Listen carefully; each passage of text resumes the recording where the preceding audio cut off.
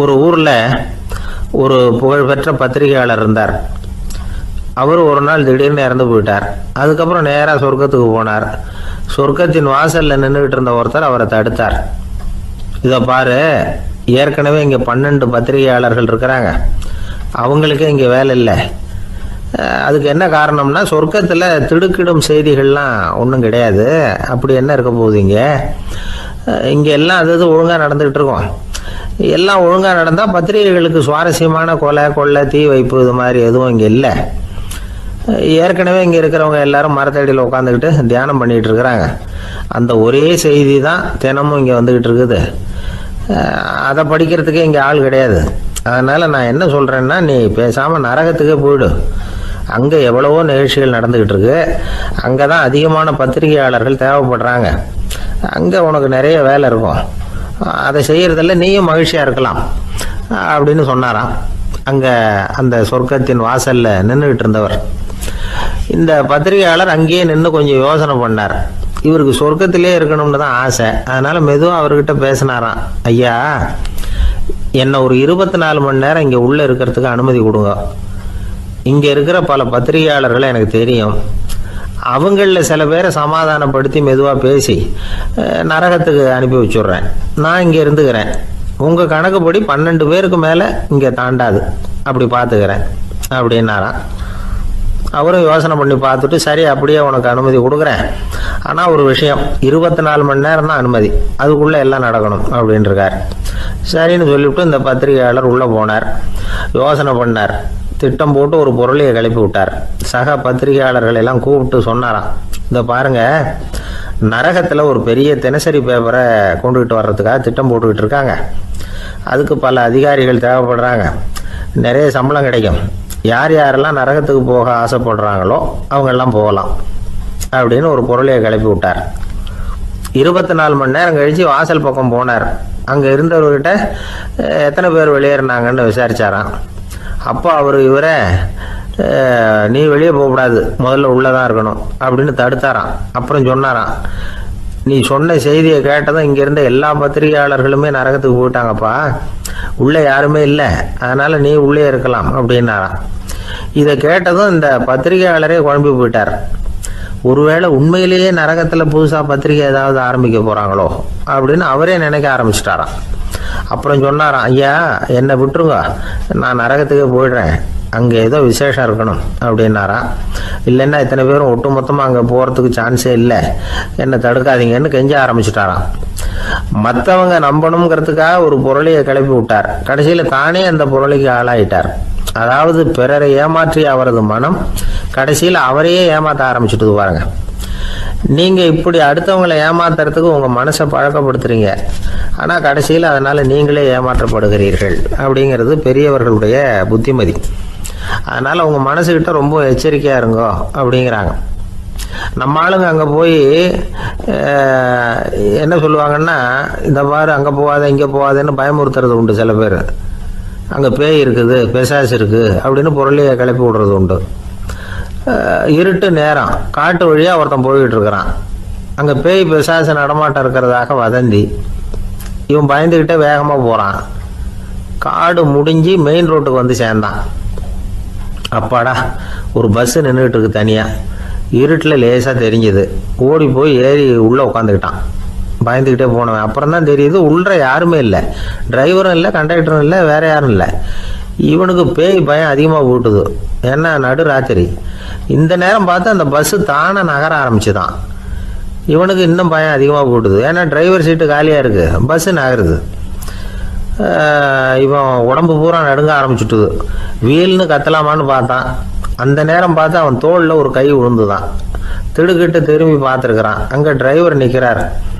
அவர் சொன்னாராம், ஏன்பா, ஏற்கனவே பஸ்ஸு பிரேக் டவுன், நாங்கள்லாம் பின்னாடி இறங்கி நின்று தள்ளிட்டு இருக்கிறோம், நீ மட்டும் ஜாலியாக ஏறி உக்காந்துக்கிட்டியா, இறங்கி வந்து தள்ளுப்பா அப்படின்னாராம்.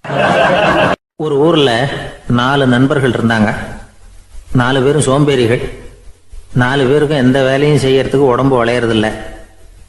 இருந்தாலும் சோம்பேறித்தனத்தில் ஒருத்தருக்கு ஒருத்தர் கொஞ்சம் வித்தியாசம் உண்டு. அதுக்கு தகுந்த மாதிரி அவங்களுக்கு பேர் அமைஞ்சு போச்சு.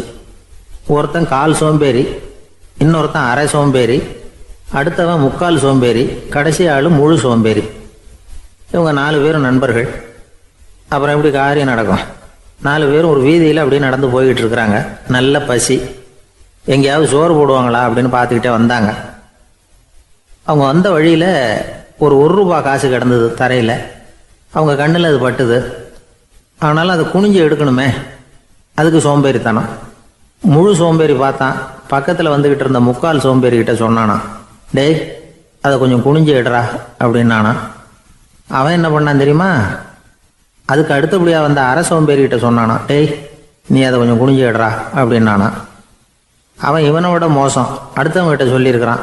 அவனும் குனியறதுக்கு தயாராக இல்லை. ஆக கூடி கடைசியில் யாருமே காசை எடுக்கலை. என்னத்துக்கு அனாவசியமாக உடம்ப வளைச்சிக்கணும் அப்படின்னு எல்லாரும் பேசாமல் வந்துட்டாங்க. அவங்க பாட்டுக்கு நடந்து வந்துக்கிட்டே இருக்கிறாங்க.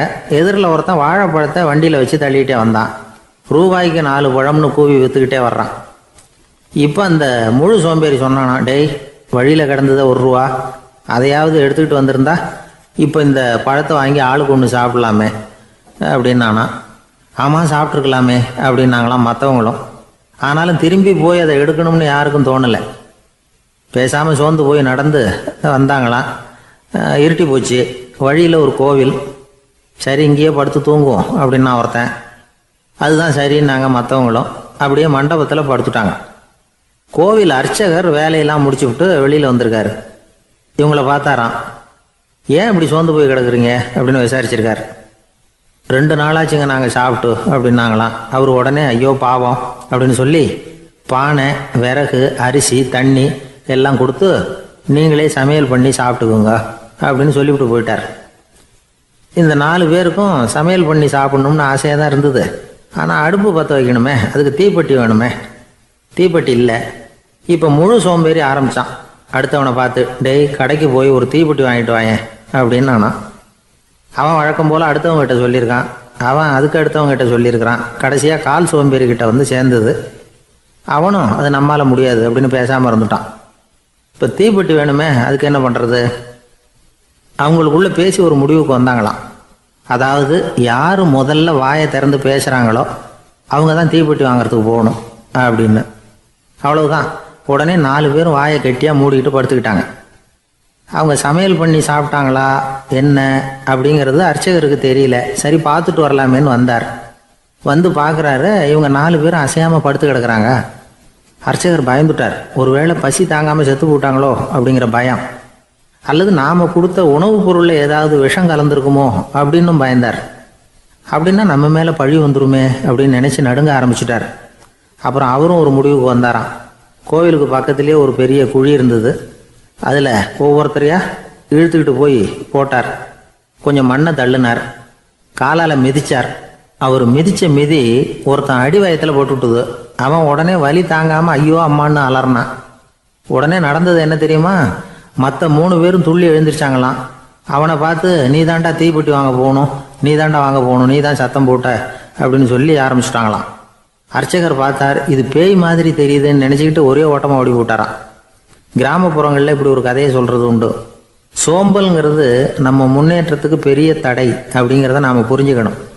அதுதான் இந்த கதை சொல்கிற நீதி. ஒரு பள்ளிக்கூடத்தில் ஒரு புதுமையான போட்டி நடந்துதான். அதாவது சோம்பேறித்தனத்துக்கு பரிசு. அதில் 2வது பரிசு யாருக்குன்னு அறிவிச்சாங்க. ஒரு பையன் எழுந்திரிச்சு மெதுவாக நடந்து போய் பரிசை வாங்கிட்டான். அடுத்தது முதல் பரிசு யாருக்கு அப்படின்னு அறிவிச்சாங்களாம். அவன் கடைசி வரிசையிலேருந்து கத்தனானான், ஐயா அதையும் அந்த பையன் மூலமாகவே கொடுத்து அனுப்பி வச்சுருங்க, இங்கே வந்தது நான் வாங்கிக்கிறேன் அப்படின்னு நானா.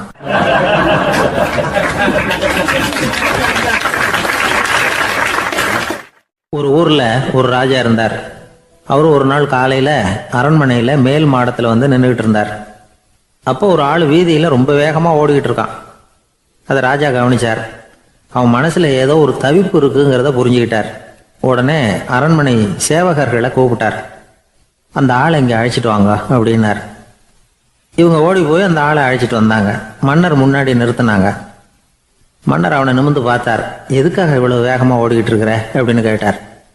இதுக்கு அவன் சொன்னான், மன்னா நம்ம கோட்டையின் வடக்கு வாசல் இருக்கு இல்லையா, அது ஓரமாக ஒரு பெரிய பாறாங்கல் கிடக்கு.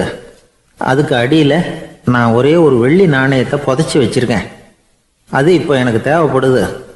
என்னுடைய மனைவிக்கு ஒரு பரிசு வாங்கி கொடுக்க வேண்டியிருக்கு, அதுக்காக தான் அவசரமாக ஓடிக்கிட்டு இருக்கிறேன் அப்படின்னா.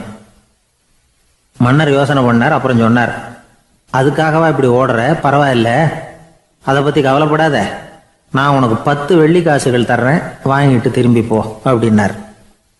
இவன் தலையை சொரிஞ்சான். மன்னா, நீங்கள் கொடுக்கறத ரொம்பவும் மகிழ்ச்சியோடு வாங்கிக்கிறேன், இருந்தாலும் அதுக்கப்புறம் அந்த வடக்கு வாசலுக்கு போய் அங்கே இருக்கிற ஒரு நாணயத்தையும் எடுத்துக்கிட்டு போயிடுறேனே அப்படின்னு நானா. இதை பாருப்பா, அந்த ஒரு நாணயத்தை மறந்துடு, உனக்கு 100 வெள்ளி நாணயங்கள் தரேன் இருக்கார். மன்னா, ரொம்ப மகிழ்ச்சி, உங்கள் மாதிரி தாராள குணம் வேற யாருக்கும் வராது, நீங்கள் கொடுக்குற 100 நாணயங்களையும் வாங்கிக்கிறேன், இருந்தாலும் வடக்கு வாசலுக்கு போய் அதையும் எடுத்துக்கிட்டா 101 ஆயிடுமே அப்படின்னு நானா. இதை பாருப்பா, அந்த ஒரு நாணயத்தை மறந்துடு, அது எக்கேடாவது கெட்டு போகட்டும், நான் உனக்கு 100 பொற்காசுகள் தரேன், அதையாவது வாங்கிட்டு வந்த வழியிலேயே திரும்பி போடுன்னாராம். தங்க நாணயங்களே தரேன்னு சொல்றீங்க, தாராளமாக வாங்கிக்கிறேன், இருந்தாலும் வடக்கு வாசலுக்கு போய் அப்படின்னு மறுபடியும் ஆரம்பிச்சான். அரசர் பொறுமை இழந்துட்டார். கடைசியாக ஒரு முடிவுக்கு வந்துட்டார். இதை பாருப்பா, உனக்கு என்னுடைய ராஜ்யத்திலேயே பாதியை கொடுத்துட்றேன், அப்படியாவது திருப்தியாக திரும்பிப்போ அப்படின்னாராம். மன்னா, உங்களுடைய பெருந்தன்மைக்கு ஈடு இணையே கிடையாது, தேசத்திலேயே பாதி பிரித்து கொடுக்குறேன்னு சொல்கிறீங்க, அதனால் உங்ககிட்ட ஒரு சின்ன வேண்டுகோள் அப்படின்னானா. சொல்லுன்னாராம் மன்னர் ஆர்வமா. இவன் மெதுவாக ஆரம்பித்தான். அப்படி இந்த ராஜ்யத்தை 2ஆக பிரிக்கிறப்போ அந்த வடக்கு வாசல் இருக்கிற பக்கத்தை என்கிட்டயே கொடுத்துருங்கோ அப்படின்னு நானா. மன்னர் அசந்து போயிட்டார். இந்த கதை எதுக்காகன்னு கேட்டால், மனம்ங்கிறது ஒரு குரங்குங்கிறத புரிஞ்சுக்கிறதுக்காகத்தான். உன்னை பிடிச்சிக்கிட்டா லேசில் விடாது, அப்படிப்பட்ட மனசை அறிவு தான் வழி நடத்தணும், அதில் தான் வாழ்க்கையின் வெற்றி அடங்கியிருக்குது. ஒரு சின்ன பையன் தெருவில் அழுதுகிட்டு இருந்தான். ஏன்பா அழுகுறேன்னு ஒரு பெரியவர் கேட்டார். 1 ரூபா காசை இங்கே தொலைச்சுட்டேன் அப்படின்னா. சரி, அதுக்காக அழாத, அதுக்கு பதிலாக 10 ரூபா தரேன், இந்தா வச்சுக்கோன்னு கொடுத்தாரு. அந்த 10 ரூபாயை வாங்கி சட்டப்பையில் போட்டுக்கிட்டு அதை விட அதிகமாக சத்தம் போட்டு அழ ஆரம்பிச்சுட்டான். மறுபடியும் ஏன்டா அழறேன்னு கேட்டார் பெரியவர். அந்த 1 ரூபாயும் கிடைச்சிட்டுதுன்னா இப்போ என்கிட்ட 11 ரூபா இருக்குமே, இப்போ 10 ரூபா தானே இருக்கு அப்படின்னு சொல்லிவிட்டு அழறான்.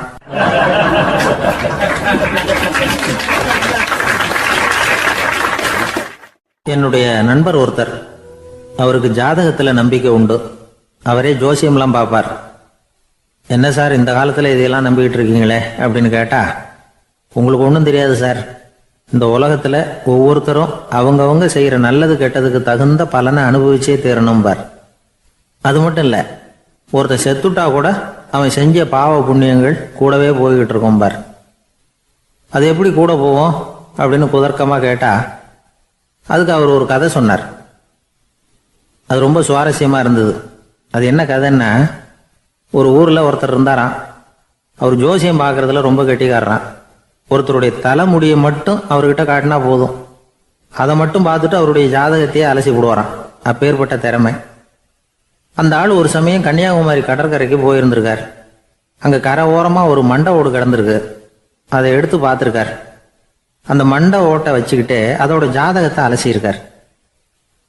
இந்த மண்டை ஓட்டுக்கு உரிய ஆசாமி வாழ்க்கையில் ரொம்ப கஷ்டப்பட்டிருக்கணும், நிறைய கஷ்டத்தை அனுபவிச்சிருக்கணும், அது தாங்க முடியாம தான் கடல்ல விழுந்து தற்கொலை பண்ணிட்டு இருக்கான் அப்படிங்கிறத அவர் கணிச்சுட்டார். இருந்தாலும் இந்த மண்டை ஓடு இன்னமும் அனுபவிக்க வேண்டியது பாக்கி இருக்கு அப்படிங்கிறத அவர் உணர்ந்தாராம். அது சரி, ஒருத்தன் உயிரோடு இருக்கிற வரைக்கும் நல்லது கெட்டதை அனுபவிக்க முடியும், செத்ததுக்கு அப்புறமும் பாக்கி இருக்குன்னா அதை எப்படி அனுபவிக்கிறது? இந்த மண்டை ஓட்டுக்கு இன்னும் கொஞ்சம் பாக்கி இருக்குங்கிறது அவருக்கு புரிஞ்சதே தவிர அதோட அர்த்தம் என்னங்கிறது சரியா விளங்கலை. சரி, இதை இன்னும் கொஞ்சம் விவரமா ஆராய்ச்சி பண்ணுவோம் அப்படின்னு நினைச்சுக்கிட்டு அதை தன்னுடைய வீட்டுக்கு எடுத்துட்டு போயிட்டார். அந்த மண்டை ஓட்டை ஒரு பெட்டியில வச்சு பூட்டினார். தன்னுடைய தனி அறையில அதை பத்திரமா வச்சுக்கிட்டார். தினமும் ராத்திரி ஆனதும் தன்னுடைய மனைவியை பார்த்து, நீ போய் பூஜை அறையில தனியா படுத்துக்க அப்படின்னு சொல்லிவிட்டு தினம் ராத்திரி 12 மணிக்கு பெட்டியை திறந்து அவர் பார்ப்பார். மண்டை ஓடு அப்படியே இருந்ததை தவிர இன்னும் கொஞ்சம் பாக்கி இருக்குங்கிறதுக்கு அர்த்தம் அவருக்கு விளங்கலை. அந்த மண்டை ஓட்டுக்கு இன்னும் என்ன பாக்கி இருக்க போகுது? இப்படியே ஒரு 10 நாள் போச்சு. அந்த வீட்டம்மாவுக்கு சந்தேகம் வந்துட்டுது. நம்ம வீட்டுக்காரரு நம்மளை தனியா ஏன் தூங்க சொல்றார் அப்படிங்கிற சந்தேகம். உடனே பக்கத்து வீட்டு அம்மா கிட்ட விஷயத்த சொல்லியிருக்கிறாங்க. அந்த அம்மா உடனே, நீ கவலைப்படாத, நான் கண்டுபிடிச்சி சொல்றேன் அப்படின்னு சொல்லிவிட்டாங்களாம். அன்னைக்கு ராத்திரியே ஜன்னல் வழியா எட்டி பார்த்துருக்குறாங்க. இந்த ஆள் மண்டை ஓட்டை கையில் வச்சுக்கிட்டு அது திருப்பி திருப்பி பார்த்துக்கிட்டு இருக்கிறான். அதை பார்த்துட்டாங்க. மறுநாள் காலையில் அவரோட மனைவியை பார்த்தாங்க. ஏம்மா, உன் வீட்டுக்காரருக்கு நீ முதல் மனைவியா 2வது மனைவியா அப்படின்னு கேட்டாங்களாம். எனக்கு தெரிஞ்ச வரைக்கும் நான் ஒருத்தி தான் அவருடைய மனைவி அப்படின்னாங்களாம் அவங்க. அப்படி இல்லை, நீ அவருக்கு 2வது மனைவி. முதல் மனைவியின் மண்டை ஓட்டை தான் அவர் தினமும் ராத்திரியில் எடுத்து பார்த்துக்கிட்டு இருக்கிறார் அப்படின்னாங்க அடுத்த விட்டம்மா. அப்படியா விஷயம் அப்படின்னு சொல்லிவிட்டு கணவன் வீட்டில் இல்லாத நேரமாக பார்த்து அந்த மண்டை ஓட்டை எடுத்து கொண்டாந்து ஒரு உரல்ல போட்டு உலக்கையால குத்தி நொறுக்க ஆரம்பிச்சிட்டாங்க. வெளியில போயிருந்த அந்த ஆள் அப்பதான் உள்ள நுழைஞ்சார். மண்டை ஓடு உலக்கை கிட்ட குத்து வாங்கிட்டு இருக்கு. அது அனுபவிக்க வேண்டியது இன்னும் கொஞ்சம் பாக்கி இருக்குங்கிறதுக்கு அர்த்தம் எனக்கு இப்பதான் புரிஞ்சுது அப்படின்னாராம் அவர். இந்த கதையிலேருந்து நாம இன்னொரு நீதியையும் புரிஞ்சுக்கணும். அதாவது நம்ம வீட்டை பத்தி நமக்கு புரியாததெல்லாம் அடுத்த வீட்டுக்கு.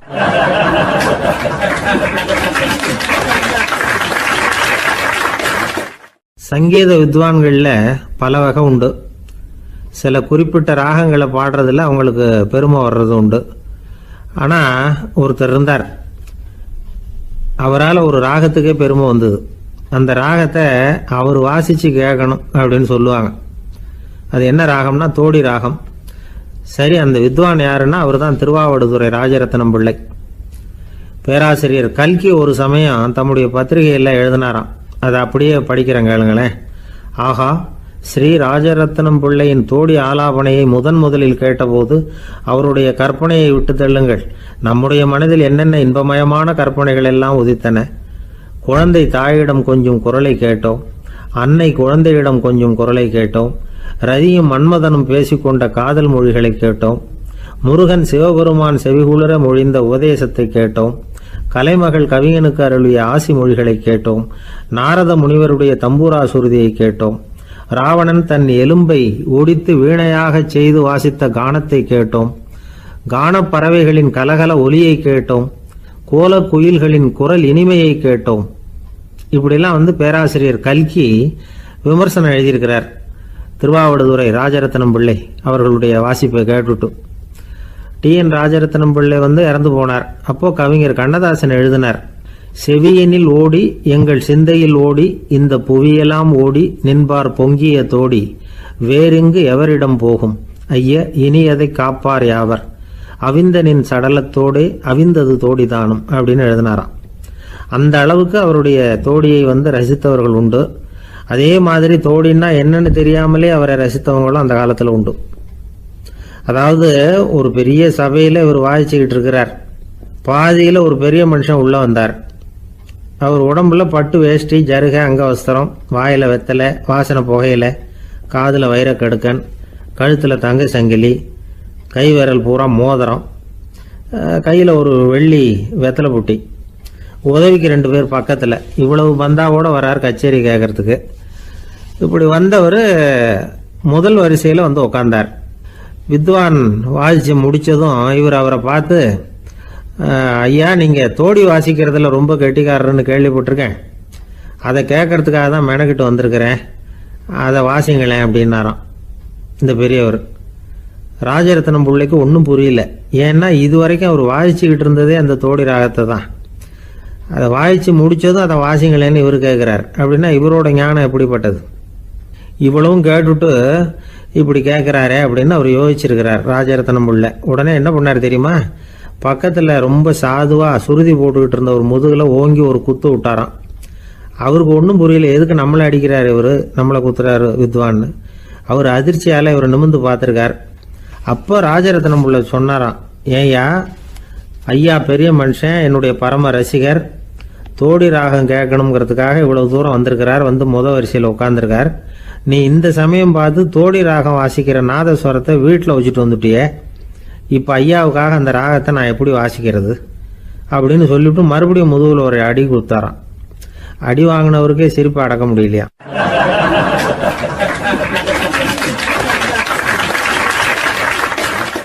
ஒரு ஊரில் ஒரு ஆள் இருந்தான். நிறைய பணம் சேர்த்தான். அவனுக்கு சம்பாதிக்க தெரியுமே தவிர செலவு பண்ண தெரியாது. மகா கஞ்சன். காசை கையில் எடுக்கவே மாட்டான். எடுத்தால் செலவு செய்ய வேண்டியிருக்குமே. அதனால் இப்படியே அவன் காலத்தை ஓட்டி விட்டான். வயசாயிட்டுது. அவனுடைய மனைவி ஒரு நாள் கேட்டாங்க, இவ்வளவு நாளா நீங்கள் என்னை எங்கேயுமே அழைச்சிட்டு போனதில்லை, இப்போவாவது அழைச்சிட்டு போகக்கூடாதா அப்படின்னாங்க. எங்கே போகணும் சொல்லுன்னா. காசிக்கு போகணும், கங்கையில் குளிக்கணும்னாங்க. இவன் பார்த்தான், இதுக்கு ஏன் அவ்வளோ தூரம் செலவு பண்ணிட்டு போகணும், நம்ம ஊர் ஆற்றுலேயே குளிக்கலாமே, இதுவும் புண்ணிய நதி தான், இங்கே குளிச்சா அங்கே குளிச்ச பலன் கிடைச்சிரும் அப்படின்னா. சரின்னு 2 பேரும் ஆத்தங்கரைக்கு போனாங்க. அன்னைக்கு ஏதோ விசேஷம், நிறைய கூட்டம், நிறைய பேர் குளிச்சுக்கிட்டு இருக்கிறாங்க. கரையில் சில புரோகிதர்கள் நின்றுக்கிட்டு இருக்கிறாங்க. குளிக்கிறதுக்கு முந்தி அவங்க கிட்ட உட்காந்தா ஏதோ மந்திரம்லாம் சொல்லுவாங்க, கொஞ்சம் காசு கொடுக்க வேண்டியிருக்கும். அதனால இவன் என்ன பண்ணான், ஆத்தங்கரையிலேயே கொஞ்சம் தூரம் போனான். ஊரை விட்டு தள்ளி வந்துட்டான், அங்கே யாருமே இல்லை. அப்பாடான்னு சந்தோஷப்பட்டான், குளிக்கலாம்னு புறப்பட்டான். இந்த நேரம் கடவுள் பார்த்தார், இந்த கஞ்சனுக்கு ஏதாவது புத்தி போகட்டணும் அப்படின்னு நினைச்சார். உடனே ஒரு புரோகிதர் மாதிரி உருவத்தை மாத்திக்கிட்டு அந்த ஆள் முன்னாடி வந்து நின்னார். அவனுக்கு அதிர்ச்சி, இங்க யாருமே இருக்க மாட்டாங்கன்னு நினைச்சா இங்கேயுமே ஒரு ஆள் வந்துட்டாரு, என்ன பண்றதுன்னு யோசனை பண்ணான். புரோகிதர் உருவத்தில் இருந்த கடவுள் சொன்னார், இதை பாருங்க, இன்னைக்கு விசேஷ நாள், நீராடுறதுக்கு முன்னாடி சுயகல்பம் பண்ணிக்கிறது ரொம்ப நல்லது அப்படின்னார். என்கிட்ட பணம் எதுவும் இல்லையேன்னா. பரவாயில்ல, அப்புறமா கொடுங்க, வாங்கிக்கிறேன். ஆனால் ஒன்று, எவ்வளவு கொடுப்பீங்கிறத மட்டும் இப்போவே சொல்லி கொடுங்க அப்படின்னார். இவன் ரொம்ப யோசனை பண்ணான். ஒரு 10 பைசா தரேன் அப்படின்னா. சரின்னு ஒத்துக்கிட்டு எல்லா கிரியைகளையும் அவர் செஞ்சார். அதுக்கப்புறம் கணவனும் மனைவியும் ஆற்றுல குளிச்சாங்க. அவர் போயிட்டார். கொஞ்ச நாள் கழிச்சு அவன் வீட்டுக்கு வந்தார் கடனை வசூல் பண்ணுறதுக்கு. வாசலில் நின்றுக்கிட்டு இருந்த அவன் மனைவி இவரை பார்த்ததும் தயங்க ஆரம்பித்தாங்க. அந்த அம்மா கிட்ட விஷயத்த சொன்னார். அந்த அம்மா ஓடி போய் உள்ளே இருக்கிற தன்னுடைய கணவர்கிட்ட சொன்னாங்க. அவன் யோசனை பண்ணான், இப்போ வெளியில் போனால் அவனுக்கு 10 காசு கொடுக்க வேண்டியிருக்கும், அதனால் எனக்கு காய்ச்சல்னு அந்த ஆளுகிட்ட சொல்லிவிடு, இன்னொரு சந்தர்ப்பத்தில் என்னை வந்து பார்க்க சொல்லு அப்படின்னா. அந்த அம்மா போய் சொன்னாங்க. அப்படிங்களா, அப்படின்னா அவரை நான் உடனே போய் பார்க்கணுமே அப்படின்னு உள்ளே நுழைய ஆரம்பித்தார். அவங்க மறுபடியும் இருங்க தான் வரேன்னு சொல்லிவிட்டு உள்ள ஓடி விஷயத்த சொன்னாங்க. இது எதுடா வம்பா போச்சு அப்படின்னு பார்த்தான். மனைவியை கிட்டத்தில் கூப்பிட்டான். இதோ பாரு, ஜன்னி கண்டு நான் இறந்து போயிட்டதா சொல்லிவிடு அப்படின்னா சொன்னாங்க. புரோகிதர் பார்த்தார். அப்படின்னா ஒரு வழியாக இருந்து அவருடைய இறுதி சடங்குகளையும் நானே முடிச்சுட்டு போயிடுறேன் அப்படின்னார். உள்ளே இருந்தவன் யோசனை பண்ணான், அந்த ஆள் என்னை விடமாட்டான் போல இருக்கு, அதனால் ஒரு சவப்பெட்டியில் என்னை வச்சு தூக்கிக்கிட்டு மயானத்துக்கு போங்க, பார்த்துக்கலாம் அப்படின்னா. புரோகிதரும் விடுற மாதிரி இல்லை, கூடவே நடந்து போயிட்டு இருக்கிறார். அங்கே இறக்கி சடங்குகளை முடிச்சுட்டு தீ வைக்கிற நேரம் பொட்டிக்குள்ளே இருந்த நம்ம ஆள் அலறி அடிச்சுட்டு வெளியில் ஓடி வந்தான். புரோகிதர் உருவத்தில் இருந்த கடவுள் சிரிச்சார், தன்னுடைய சுய உருவத்தை காட்டினார். அதுக்கப்புறம் அவனை கூப்பிட்டு, இதை பாருப்பா, ஏன் இப்படி அல்லாடுற, ஏதாவது வர வேணும்னா கேள் தரேன் அப்படின்னார். அவன் யோசனை பண்ணான். பகவானே, ஒரே ஒரு வரம் தான் உங்ககிட்ட கேட்கணும்னா. என்ன வேணும் கேளுன்னார். அந்த 10 பைசா தட்சணையை தள்ளுபடி பண்ணா போதும் அப்படின்னா. கடவுளும் சரின்னு சொல்லிட்டு போயிட்டார். இப்படி ஒரு கதையை சுவாமி சிவானந்தர் சொல்லியிருக்கிறார். செல்வந்தர்கள் பல பேர் இப்படித்தான் இருக்கிறாங்க, தாங்களும் அனுபவிக்க மாட்டாங்க, அடுத்தவங்களுக்கும் கொடுக்க மாட்டாங்க. இது மாதிரியான கஞ்சர்களுக்கு இந்த உலகம் இல்லை அந்த உலகம் இல்லைங்கிறார் அவர். இந்த கதையில கடவுள் கடன் வசூலுக்கு வந்தது மாதிரி நம்ம ஊர் ஆள் ஒருத்தன் இன்னொருத்தர்கிட்ட 10 பைசா கடன் கொடுத்துட்டான். திருப்பி வாங்கறதுக்கு நடையா நடக்கிறான். கடைசியா கேட்டான், நீ எப்பதான் கடனை திருப்பி தரப்போற, அதை முடிவா சொல்லுன்னா. வர்ற வியாழக்கிழமை கண்டிப்பா கொடுத்துருவேன் அப்படின்னானா அவன். அன்னைக்கு நான் ஊர்ல இருக்க மாட்டேனே அப்படின்னானா இவன். அதனால என்ன, நானும் தான் அன்னைக்கு ஊர்ல இருக்க மாட்டேன் அப்படின்னானா.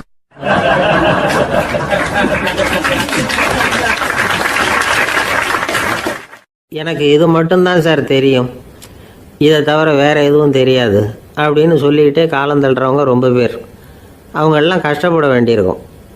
ஒருத்தர் தன்னுடைய தொழிலில் ரொம்ப கெட்டிக்காரராக இருக்கலாம், அதுக்காக எப்பவும் அதே ஞாபகத்தில் இருந்துக்கிட்டு உலகியல் அறிவு இல்லாமல் இருந்துடக்கூடாது, அது ஆபத்து. இதுக்காக நம்ம தாத்தா பாட்டிலாம் ஒரு கதை சொல்லுவாங்களே, கேள்விப்பட்டிருக்கீங்களா? ஒரு சமயம் ஒரு 4 பேர் சேர்ந்து வெளியூருக்கு பிரயாணம் போனாங்களாம். அந்த 4 பேர் எப்படி தெரியுமா? ஒருத்தர் வேதாந்தி, இன்னொருத்தர் சங்கீத வித்வான், 3வது ஆள் வைத்தியர், 4வது ஆள் ஜோசியர். இவங்க 4 பேரும் நண்பர்கள். அதனால் சேர்ந்து புறப்பட்டாங்க. வழியில் ஒரு ஊரில் தங்கினாங்க. இருட்டி போச்சு. அதனால் இன்றைக்கி ராத்திரி இங்கேயே தங்கி இருந்துட்டு நாளைக்கு புறப்படலாம் அப்படின்னு தீர்மானம் பண்ணாங்க. சாப்பாட்டுக்கு என்ன பண்ணுறது, அங்கேயே கடத்தெருவுக்கு போய் சாமான்லாம் வாங்கியாந்து சமைச்சு சாப்பிட்லாம்னு முடிவு பண்ணாங்க. 4 பேர் இருக்கிறதுனால ஆளுக்கு ஒரு காரியமாக செய்யலாம் அப்படின்னு வேலையை பிரிச்சுக்கிட்டாங்க.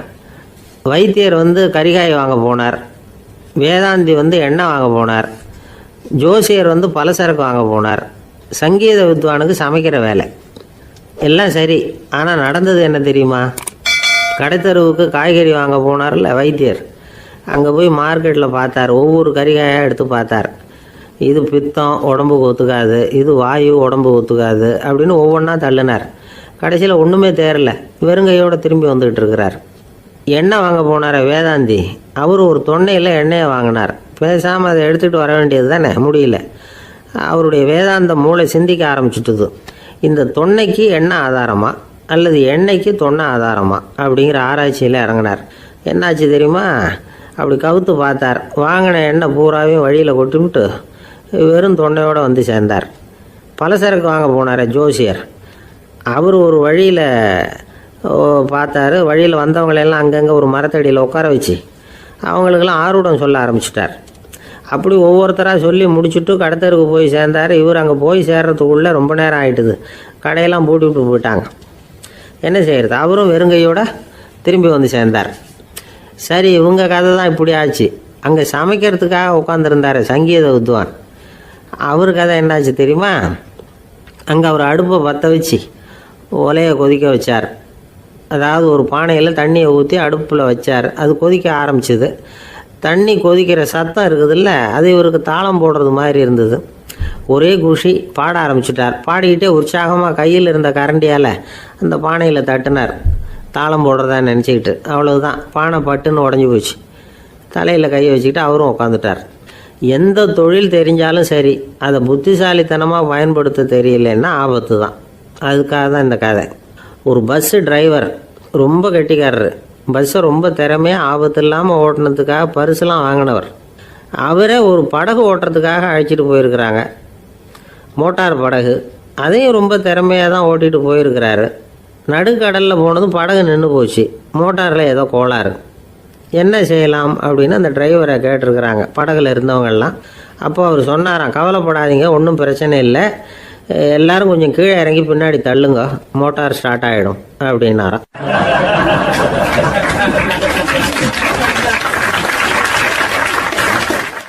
ஒரு ஊரில் ஒரு இளைஞன் இருந்தான். ஒரு நாள் அவன் ஒரு குருவை தேடிக்கிட்டு புறப்பட்டான். ஊரை விட்டு வெளியில் போனான். போகிற வழியில் ஒரு காடு. அந்த காட்டில் ஒரு மரத்தடியில் ஒரு பெரியவர் உட்காந்துருக்கிறார். அமைதியாக மௌனமாக அவர் அமர்ந்திருக்கிறார். இந்த பெரியவரை விசாரிக்கலாம், குருவை தேடி கண்டுபிடிக்கிறதுக்கு இவர் ஏதாவது ஒரு வழி சொல்லி கொடுப்பார் அப்படின்னு நினச்சிக்கிட்டு அவரை நெருங்கினான். ஐயா, எனக்கு ஒரு குரு தேவை, எங்கே கிடைப்பார், அவரை எப்படி அடையாளம் கண்டுபிடிக்கிறது, அதை பற்றி ஏதாவது விவரம் சொன்னீங்கன்னா நான் கண்டுபிடிச்சிக்குவேன் அப்படின்ட்டுருக்கான். பெரியவர் நிமிர்ந்து பார்த்தார். தம்பி, அது ரொம்ப சுலபம். அவர் வயசானவராக இருப்பார், என்னை விட சுமார் 30 வயசு அதிகமாக இருக்கும். அவர் ஒரு மரத்தடியில் தான் உட்காந்துருப்பார் அப்படின்ட்டுருக்கான். சரிங்க பெரியவரே, அது என்ன மாதிரியான மரம், எப்படி இருக்கும் அப்படின்னு கேட்டிருக்கான். பெரியவர் அந்த விவரங்களையும் சொல்லியிருக்கிறாரு. அது மட்டும் இல்லை, சந்திக்கிற நாள், நேரம், வினாடி முதற்கொண்டு எல்லா விவரங்களையும் துல்லியமாக சொன்னாராம். இவ்வளவு விவரங்களை இவரால் எப்படி சொல்ல முடியுது அப்படின்னு இவனுக்கு ஆச்சரியம். இருந்தாலும் அந்த பெரியவர் கடைசியாக ஒரு விவரம் சொன்னார். அது என்ன தெரியுமா? எப்படியும் நீ அவரை சந்திக்கிறதுக்கு ஒரு 30 வருஷம் ஆகும் அப்படின்னு சொல்லிவிட்டாராம். ரொம்ப நன்றிங்க பெரியவரே அப்படின்னு சொல்லிவிட்டு அந்த இளைஞன் புறப்பட்டுருக்கான். இப்போ அவனுக்கு குரு பற்றின விவரம் எல்லாம் கிடைச்சிட்டுது, சந்திக்கிற நேரமும் தெரிஞ்சுட்டுது. ஆனால் 30 வருஷம் அவரை தேடி அலைய வேண்டியிருக்குமே. அவன் தேட ஆரம்பித்தான். காடு மலை எல்லாம் சுற்றி அலைஞ்சான். பல வருஷங்கள் தேடினான், அழுத்து போயிட்டான். கடைசியில் அவனுக்கும் வயசாகிட்டுது. கடைசியில் தன்னுடைய சொந்த ஊருக்கே திரும்பி போயிட்டு இருந்தான். அங்கே ஒரு மரத்தடியில் அவன் தேடிக்கிட்டு இருந்த குருநாதர் கிடைச்சார். யார் அவருன்னா, 30 வருஷத்துக்கு முன்னாடி வழி சொல்லி கொடுத்தாருல அதே பெரியவர். அவருக்கு இப்போ 30 வயசு அதிகமாக இருந்தது. அதே மரம். அன்னைக்கு பெரியவர் சொன்ன அடையாளம் இப்போ பொருத்தமாக இருந்தது. இப்போ அந்த பெரியவர் சொன்னார், சரியாக வந்து சேர்ந்துட்டேன், வா, உனக்காக தான் நான் இவ்வளவு காலமும் காத்துக்கிட்டு இருந்தேன் அப்படின்னாரான். என்ன சொல்கிறீங்கன்றிருக்கான். 30 வருஷத்துக்கு முன்னாடி என்கிட்ட வந்தியே, அப்போவே என் காலம் முடிஞ்சு போயிருந்தது. அப்போவே என்ன உனக்கு அடையாளம் தெரியல, அதனால் இவ்வளவு காலம் உனக்காக காத்துட்டு இருக்கும்படி ஆயிட்டுது அப்படின்னாராம். ஐயா, அப்போவே நீங்கள் சொல்லியிருக்கலாமே, இதுதான் 30 வருஷம் கழித்து நீ சந்திக்க போகிற இடம், நான் தான் உன்னுடைய குரு அப்படின்னு சொல்லியிருக்கலாமே அப்படின்ட்டுருக்கான். அந்த பெரியவர் சிரிச்சுக்கிட்டே இதுக்கு பதில் சொன்னாராம், நான் எவ்வளவோ விவரமாக தான் சொன்னேன், நீ சரியாக புரிஞ்சிக்கல. காரணம், அப்போ நீ போதுமான அளவுக்கு பக்குவம் பெற்றிருக்கவில்லை. அதனால் புரியும் சக்தி இல்லாமல் போயிட்டுதப்போ 30 ஆண்டு காலம் நீ அலைஞ்சு தெரிஞ்சிருக்கிற. அது காரணமாக இப்போ உனக்கு அந்த பக்குவம் வந்துட்டுது. அதனால தான் அடையாளம் காண முடிஞ்சது, நானே உன்னுடைய குரு அப்படின்னாராம். இதுலேருந்து என்ன தெரியுதுன்னா, ஆன்மீகத்தில் மாணவனாக சேர்றதுக்கு கூட ஒரு பக்குவத்தன்மை தேவைப்படுது. ஒரு பெரிய ஞானி, அவர்கிட்ட சீடனாக இருக்க ஒருத்தன் வந்தான், எதிரில் நின்னான். ஞானி அவனை வெகு நேரம் உற்று பார்த்தார். அப்புறம் சொன்னார், சீடனாக இருக்கிறது ரொம்ப சிரமம்னார். நான் தயாராக இருக்கிறேன்னா. அது இன்னமும் சிரமமாச்சே, இங்கே குருவாக இருக்கிறது மட்டுமே சுலபம் அப்படின்னாராம். அப்படின்னா நான் குருவாகவே ஆயிடுறேன் அப்படின்னானா. இது போலவே இந்த காலத்தில் கதை ஒன்று உண்டு. ஒரு பள்ளிக்கூடத்தில் வகுப்பு ஆசிரியர் மாணவனை திட்டிக்கிட்டு இருந்தார். டேய், நீ 100க்கு 10 மார்க்கு தான் வாங்கிக்கிட்டு இருக்க. இவ்வளவு மோசமாக நீ படித்தா கடைசியில் மாடு மேய்க்கிறது கூட லாய்க்கு இல்லாதவனா ஆயிடுவேன். அதுக்கு